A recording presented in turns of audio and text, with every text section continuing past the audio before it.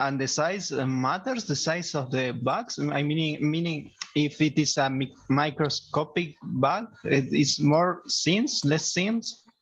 So as you ask a good question. So basically, our sages draw the line. So what they say, if it's not you cannot see it with your naked eye, it's not halachically a bag. It's not a problem.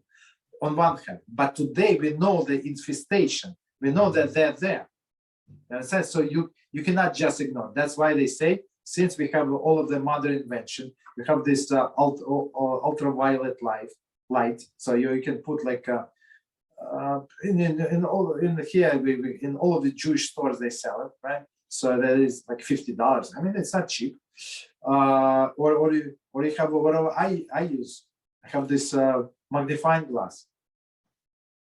You understand? So since we know that it is a big possibility that these bugs are there, and then you have all the technology, there is no excuse for you not to use them. Understand? Okay.